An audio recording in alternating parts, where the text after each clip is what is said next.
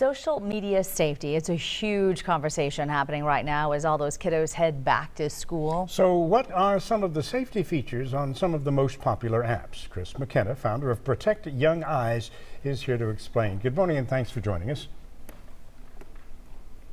Nice to be with you.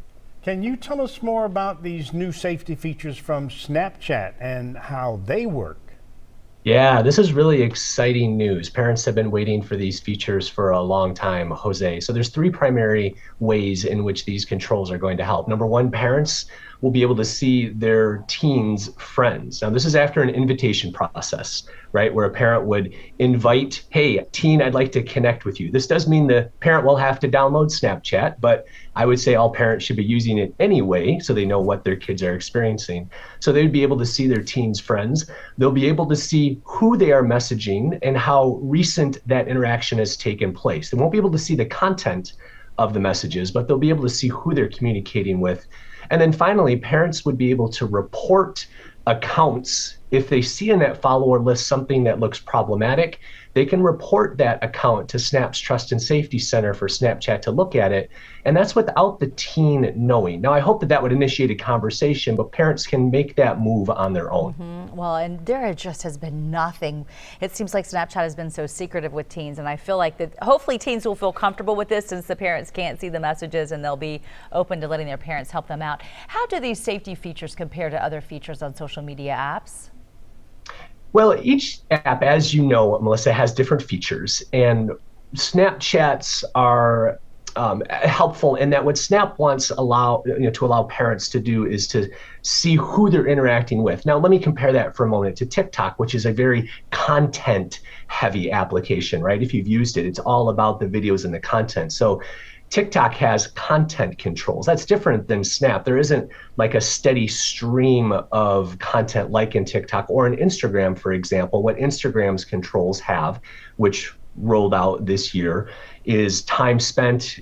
You can manage with nudges teens away from certain content and also have that insight into who they're following. The other thing that's important to note on both TikTok and Instagram is, and the same is true on Snapchat for all three of them, and this is really important for parents, the birthday of the account is maybe one of the most critical aspects to this, because these apps aren't going to apply these safety features unless it believes that the user is a teenager, and it makes that determination based on the birthday. So getting that right up front is critical in all three of those apps in order to take advantage of these safety features. Seems like you've got to be a little bit tech savvy, but for non-tech savvy parents like myself, how easy will it be for us to navigate these new features though? Well, there's definitely an education gap. In some cases, like with Snapchat, they've made it where you search for it in a certain section of the app and it pops right up and it's fairly easy to follow. But this is where we, like to live, Jose, as Protect Young Eyes, and there's other organizations out there that want to educate because it can be overwhelming. I know with 4 children of my own, the juggling that goes on. And so that education is important, and I hope that education then leads to conversation. My point would be that if you can't figure it out, sit down with your teen and talk about what's confusing and use that confusion to solidify the relationship. Hey, that's a good idea right there. All right, any last minute thoughts on just making overall social media apps safer for our children? I would say this, and there's no parental control that replaces the need for parents, Melissa. There's no passive parenting in the digital age. We need to be engaged and informed and relationally making these connections. The toggle is an augment to a parent, not a replacement to the parent. At the end of the day, the most powerful parental control is the power of your intentional relationship with your children to understand with curiosity what they're doing and why they're doing it. Wow. Chris McKenna, thank you so very much.